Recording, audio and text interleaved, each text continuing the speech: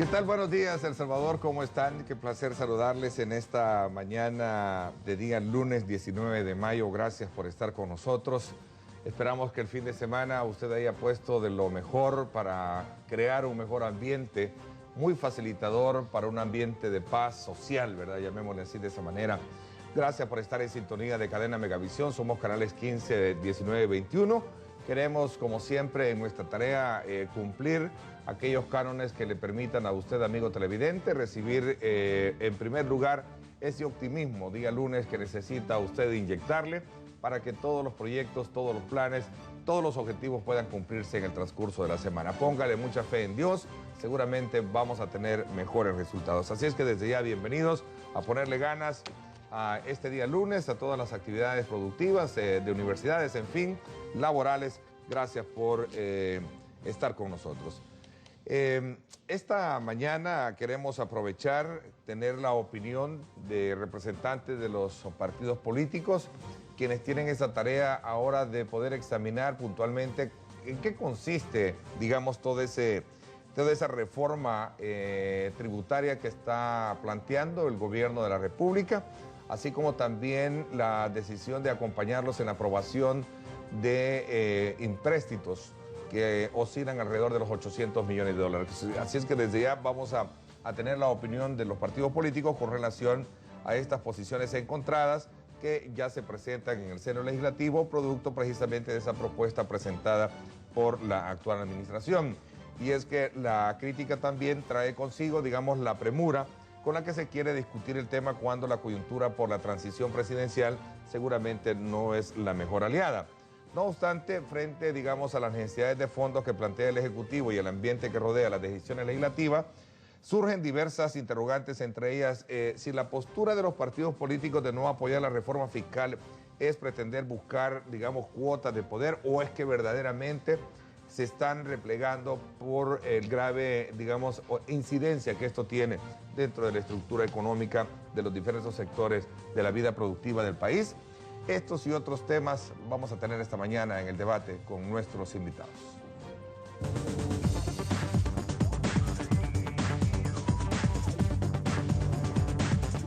Aunque la mayoría legislativa opine lo contrario, según el ministro de Hacienda, Carlos Cáceres, si algo debe estar claro es el enfoque de la reforma fiscal que proponen, afirmando que quien tiene más, por ende, debe pagar más. La gente de bajos ingresos no paga, y aquellas gentes que ganan $5,000 para abajo no van a tener ninguna carga, como aquellos que no tienen viviendas arriba de 350,000. ¿Quién tiene vivienda arriba de $350,000? De veras en este país son privilegiados los que la tienen. A escasas 2 semanas por entregar cuentas, sugerir nuevos impuestos ha provocado dudas de toda índole, desde un posible efecto negativo hasta criticar el uso de los recursos públicos. No vamos a dar nuestros votos si esta propuesta de reforma tributaria afecta los bolsillos de los más necesitados. Solo en aquellas economías en donde realmente hay una crisis, el gobierno central y específicamente el ministro de Hacienda recurre a esto. La clase trabajadora se mantiene a la expectativa de que la propuesta no golpee su bolsillo. De ahí que piden a los políticos basar el análisis en los intereses de país. Frente a estos temores, el mensaje del titular de Hacienda es que el pueblo no tiene por qué preocuparse. Están exonerados los salarios, las remesas, la parte productiva, etc. Hemos liberado a todos los sectores productivos y únicamente estamos cargando a las grandes operaciones, a los bienes suntuarios. Con los nuevos gravámenes, el fisco pretende lograr un incremento por los 200 millones de dólares anuales. Es el momento adecuado, es la observación política y económica. Pero hay una franja clasista. Una franja clasista. Si de veras se va a cobrar impuesto a los sectores que tienen más, necesitas apoyo político. Además de los votos en la Asamblea Legislativa. En la transición de 2009, el Legislativo aprobó casi 3.000 millones de dólares que el expresidente Antonio Saca dejó a su sucesor, Mauricio Funes, caso que para la izquierda pinta difícil de repetir, como es analizado en diálogo con Ernesto López.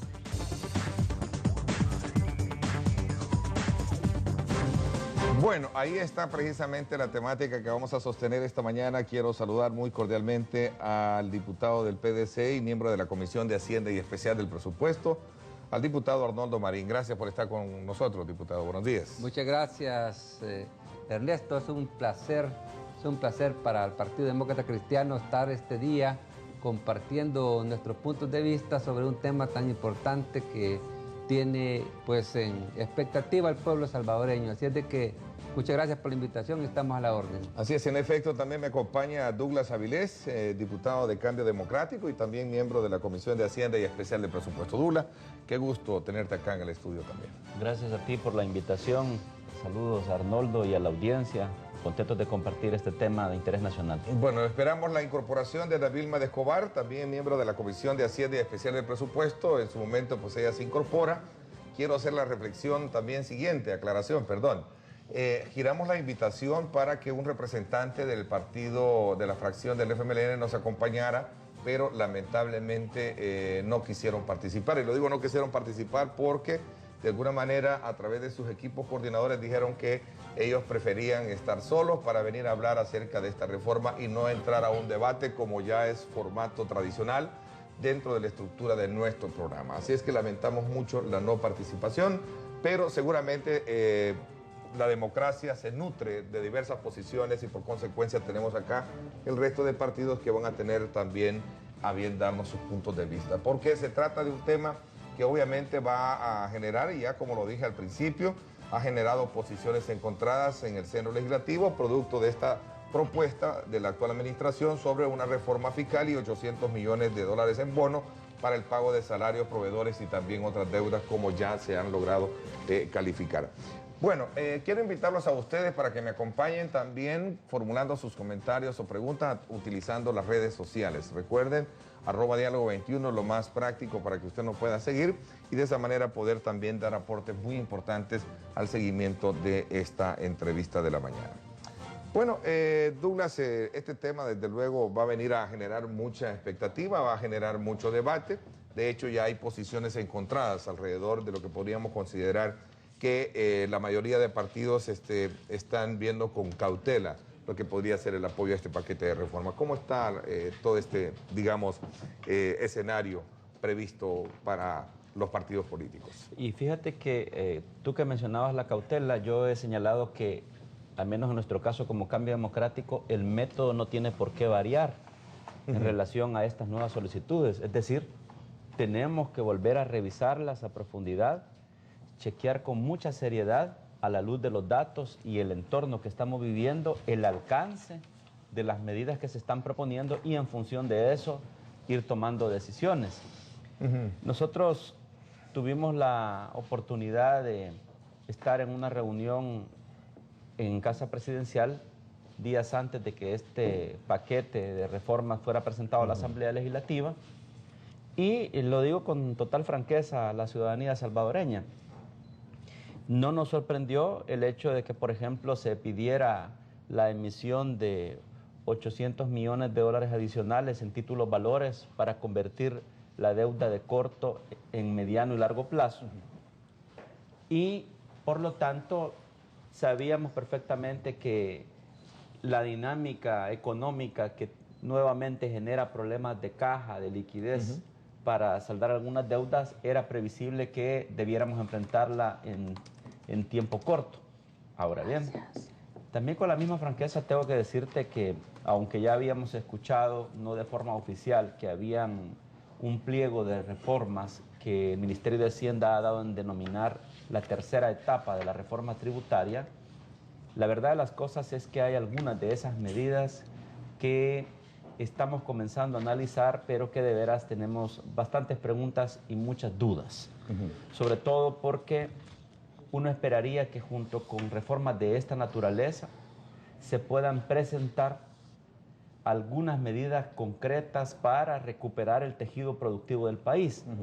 Es decir, tú no puedes hablar de más impuestos si no le explicas al país ¿Qué nuevas acciones vas a tomar para estimular la generación de empleo, la generación de inversión pública y privada, la inversión extranjera?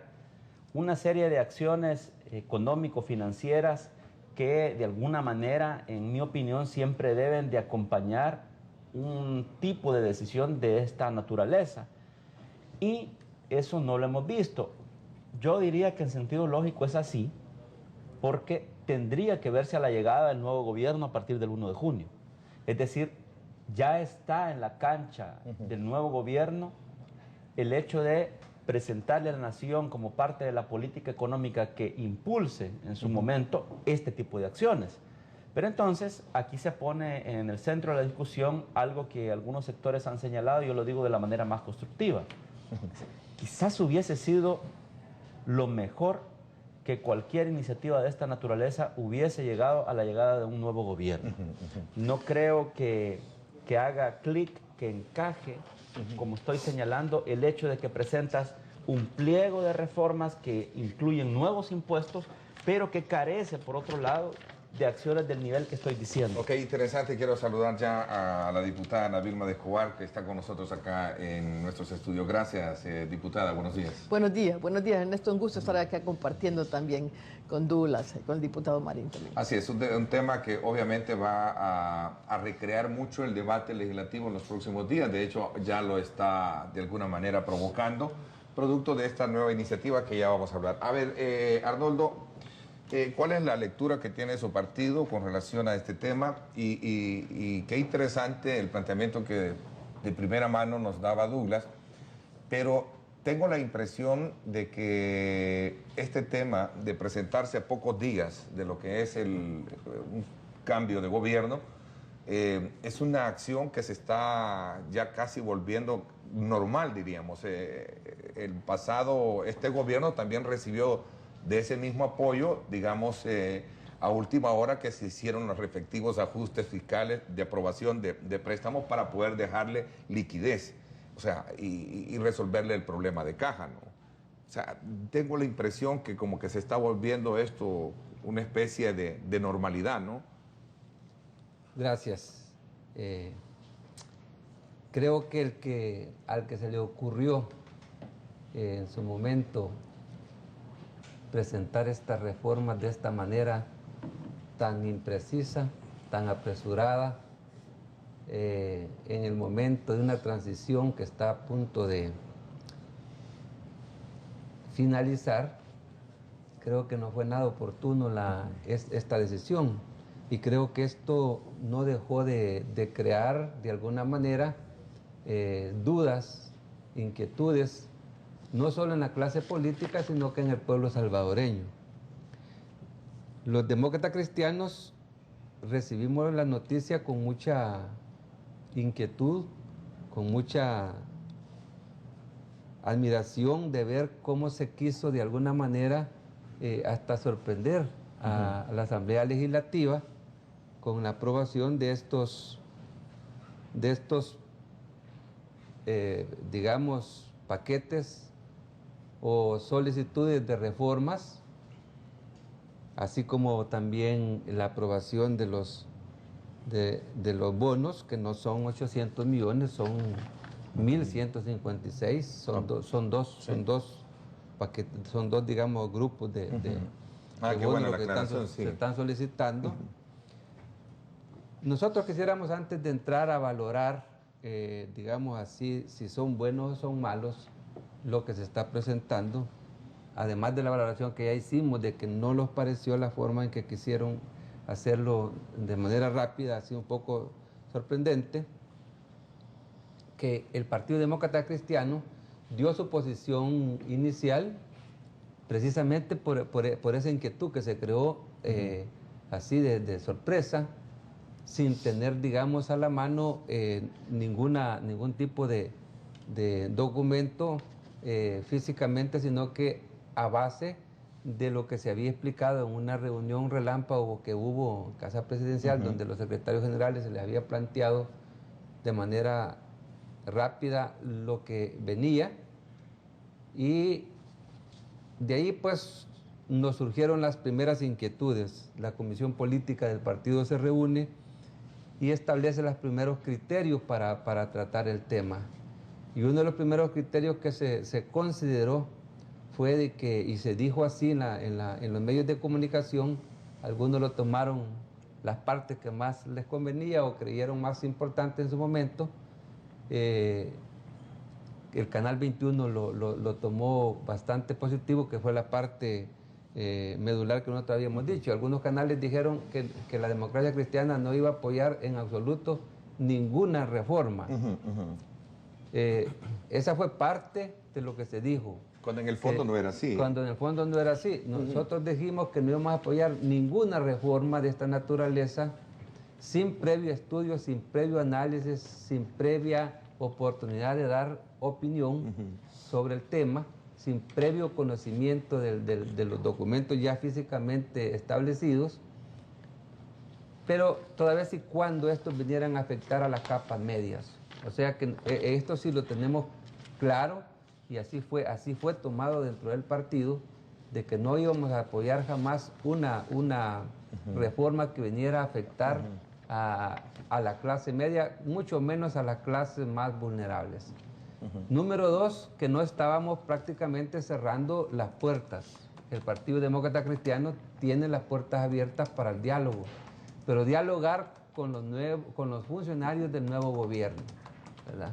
Creemos que es oportuno que este tipo de discusión, este tipo de análisis y de apoyo que se tiene que dar, tiene que ser a los nuevos funcionarios del nuevo gobierno. De tal manera que nosotros estamos pues abiertos a esa posibilidad. Y la otra que dijimos que habíamos fijado posición, que no íbamos a apoyar, era si dentro de las reformas había alguna reforma que viniera a oponerse o a contravenir lo que es la libertad de expresión.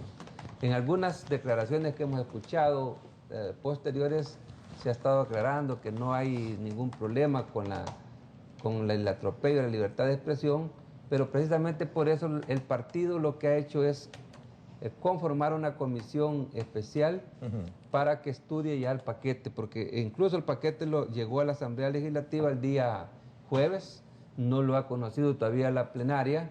En esta plenaria tendrá que llegar, conocer la plenaria y remitirlo a la Comisión de Hacienda, donde vamos a hacer ya la discusión propiamente dicha. Ok, vamos a ver, Ana Vilma, ¿cuál es la lectura que tiene el partido? Porque ese es el propósito esta mañana, de tener en primera instancia, conocer o, digamos, acá, aunque ya lo hemos visto por otros medios, las posiciones que se asumen con relación a este tema. Problemas de caja y liquidez, cómo reactivar la economía estableciendo un nuevo método de carga tributaria, cómo de alguna manera entender el hecho de que esto no va a crear un efecto boomerang en aquellos sectores de la economía que son más vulnerables. En fin, todos estos elementos seguramente entran en juego, y de primera instancia, ¿cuál es la lectura que tiene el partido, ¿no? Bueno, O la fracción. Muchas gracias. Lo primero, yo creo que hay que hacer un análisis sumamente objetivo de lo que está sucediendo con las finanzas públicas en el país. Y qué bueno que no estamos en elecciones para que las posiciones que actualmente estamos presentando no se vean como posiciones electoreras, sino ojalá que tengamos la capacidad, todas las fuerzas políticas, de sentarnos y revisar la situación de las finanzas públicas. ¿Por qué? Porque las finanzas públicas en este momento están mostrando el peor resultado de su historia, ¿verdad? Los niveles de deuda que actualmente tenemos, los niveles de déficit fiscal que tenemos, pero el problema grande es que hay una falta de disciplina fiscal y una falta de responsabilidad financiera. Es decir, si las finanzas públicas continúan por la trayectoria en que están, vamos a llegar a la insostenibilidad social. Si nos damos cuenta, a pesar de los 1.000 millones adicionales, prácticamente 900, 800, que se está agregando anualmente al presupuesto a través de deuda, porque los gastos continúan incrementándose, no hemos visto una mejora ni en el nivel de atención de los hospitales, ni en el equipamiento que pueda darse a los agentes de la PNC. Hay atrasos en el pago de salarios, atraso en el pago de proveedores, hay una precaria situación en educación, es decir, a pesar del incremento en los gastos, no está habiendo una mejora. Por tanto, urge que se ordenen las finanzas públicas. El gobierno no ha cumplido ni con el plan quinquenal que inicialmente tenía, ni con los acuerdos del Fondo Monetario, y mucho menos con el acuerdo fiscal que se firmó entre todos los partidos políticos en octubre de 2012. El gran problema es que los gastos continúan siendo mayores que los ingresos, no muestran ninguna moderación. No muestran ningún ajuste, no muestran cómo los gastos se van a ir respaldando con ingresos, no busca cómo se va a moderar la deuda en el mediano o largo plazo. Y si los gastos recurrentemente son mayores que los ingresos, no hay manera de ordenar un país. El déficit que este gobierno ha acumulado en los 5 años que han transcurrido del gobierno del presidente Funes, el déficit acumulado son de 4.643 millones. Esta es la cantidad que ha gastado de más, por arriba de sus ingresos. Es el gobierno que más ingresos ha tenido en la historia del país. Es decir, entre ingresos y donaciones ha acumulado una cantidad de 16.979 millones. Nunca un gobierno ha tenido tantos ingresos. Eso significa casi 3.000 millones más de lo que tuvo el gobierno anterior del presidente Saca. Los ingresos tributarios también han sido de los más altos. Con todas las reformas y los ingresos adicionales que ha tenido este gobierno, han sido 3.700 millones más. Pero a pesar de que los ingresos han aumentado en esta cantidad, el gasto público ha aumentado más que los ingresos. O sea, no ha habido manera de saciar, digamos, la necesidad de gastos de este gobierno, porque siempre se ha gastado más de la cuenta. Por tanto, ¿cómo es posible que haya ordenamientos si tradicionalmente o recurrentemente los gastos son mayores que los ingresos? La Asamblea Legislativa, y quiero decir que en esto todas las fuerzas políticas hemos respaldado al gobierno. El partido Arena ha apoyado muchísimos de los préstamos que este gobierno nos ha solicitado.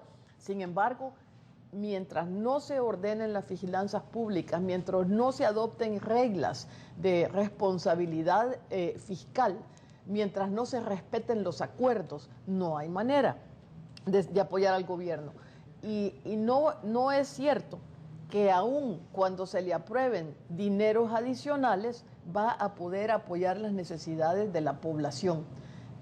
El mensaje para la población es que este gobierno nos está llevando a la deriva fiscal o esta manera de manejar las finanzas y por tanto, por más que se le siga aprobando, no se resuelven las condiciones o las necesidades de la población. La población está en muchas situaciones, en muchos casos, en una condición social peor. Ok, ¿cómo entender una vez ya, digamos, teniendo en primera instancia la opinión o la lectura que tienen cada uno de ustedes desde la perspectiva que puede tener su partido? ¿Cómo entender, digamos, el criterio que de alguna manera algunos funcionarios del gobierno saliente han expresado, como también líderes del partido que viene a gobernar, en el sentido que el estado actual de las finanzas es el reflejo de lo que como históricamente se ha venido administrando, digamos, las arcas del Estado? Es decir, lo que hoy estamos cosechando es lo que se sembró a partir de una mala administración.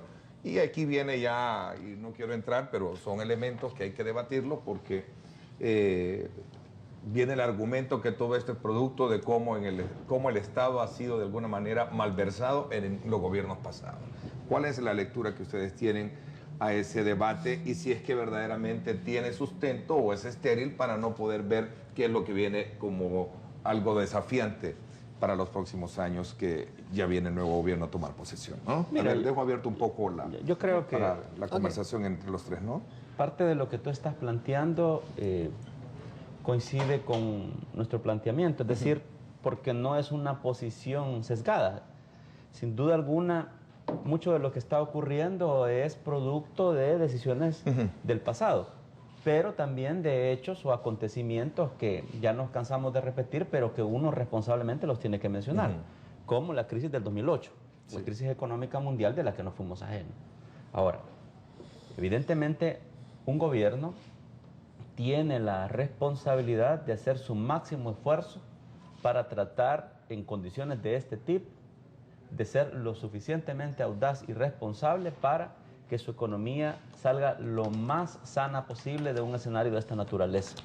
Y esto no se puede lograr si no es a base de una propuesta económica que de alguna manera genere un balance que no es fácil.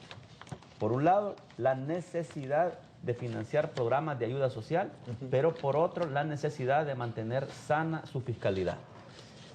El hecho es que los datos, por lo que estamos señalando, son realmente poco alentadores. Los datos oficiales te señalan que el nivel de endeudamiento rondaba arriba del 44% en relación al Producto Interno Bruto el año pasado. Las cifras oficiales. Las cifras no oficiales señalan que estamos rondando el 50%. Para poner en perspectiva esta discusión, que la ciudadanía se oriente un poco más sobre ella, esto significa que el margen de maniobra para hacer cosas que ayuden a tener un crecimiento económico más sostenido, más generación de empleo, una reactivación del nivel de productividad, etcétera, se vuelve todavía más complicado porque mucha de la riqueza que estamos generando se va para el pago de la deuda. Eso es para decirlo de una manera. Y sucede que las medidas que llegan, de alguna manera, insisto, a uno por lo menos lo hacen dudar en relación a si se está entendiendo el bosque y no nos estamos deteniendo nada más en ver las ramas de un árbol. ¿Pero qué significa hacer ese mejor esfuerzo, digamos? Solo déjame aportar esta idea que quiero redondearla rápidamente. Si tú no planteas un plan de ejecución de medidas que estimulen el nivel de productividad y alienten la inversión, que esperaría uno que lo haga el nuevo gobierno, creo que lo hará. Pero en cambio, presentas, por ejemplo, una reforma que implica que después de $750 que debites una tarjeta de débito, como usualmente lo hacen los ciudadanos, o emitas un cheque arriba de ese valor y te van a cargar un impuesto de 0.25%, y que luego se establezca, por otra parte, que algunas propiedades, indistintamente de su valor, van a tener que pagar un 1%, que es otro impuesto, realmente, y sin acompañarlas de otras acciones que generen un contrapeso, a uno cuando menos le plantean tremendas dudas, y al menos nosotros como Cambio Democrático, en una circunstancia de ese tipo, resulta bastante difícil apoyar una decisión de esta naturaleza. Eso es formularse la pregunta, ¿cómo hacer el mejor de los esfuerzos para salir adelante? A ver, ¿qué piensa el resto, no?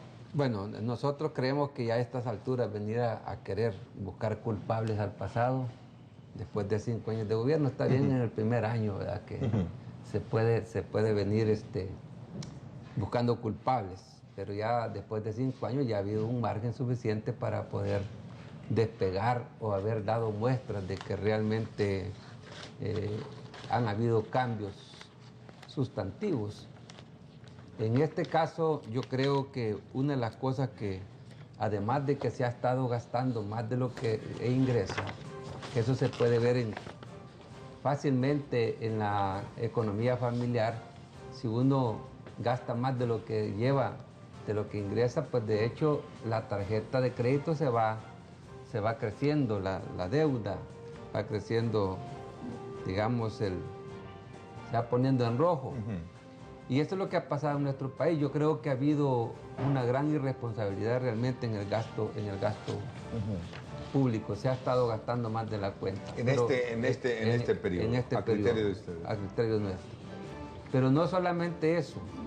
Realmente la confrontación que ha habido entre el actual gobierno y la empresa privada es el otro factor que ha complicado las cosas, porque en la medida que no se genera nueva inversión, que no se genera empleo, que no se genera condiciones adecuadas para que la empresa privada se sienta fortalecida y pueda producir más, entonces hay menos ingresos para el fisco.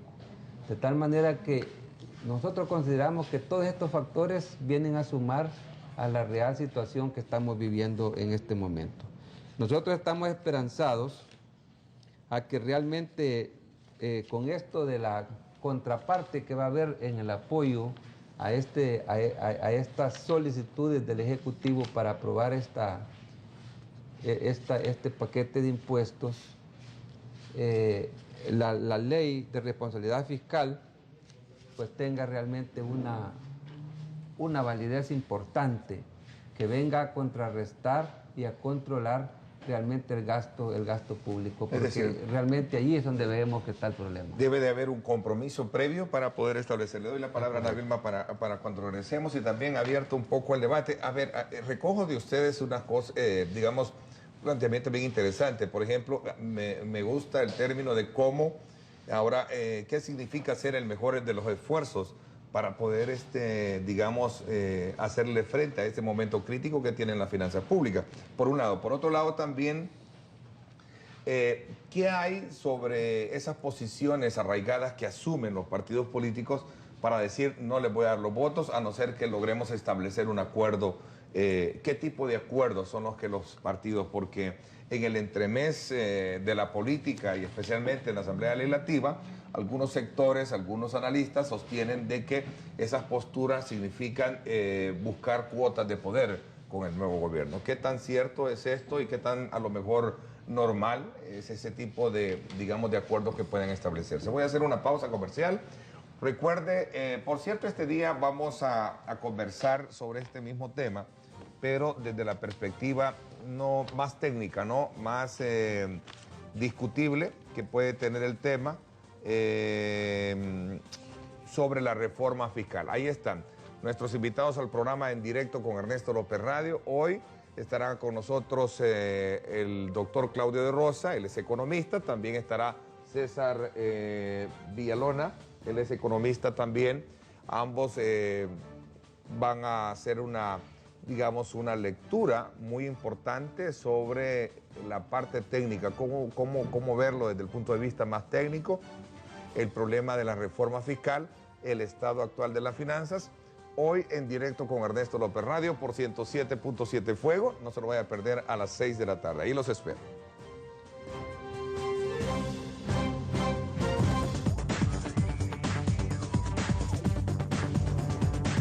Un poco de ayuda sería tal vez conveniente. Si hay un mecanismo justo, una manera accesible, estaría de acuerdo que lo hicieran. Nosotros en algunas ocasiones podríamos llegar a tener ese gasto, como es el ejemplo de cuando dan aguinaldo, cuando dan las bonificaciones. En ese momento afectaría. Para las casas de playa, ¿verdad? Si verdaderamente hay gente que tiene muchos ranchos allá en la playa, deberían de aplicarle el impuesto porque realmente, ¿verdad? Hay mucha gente que no tiene dónde vivir.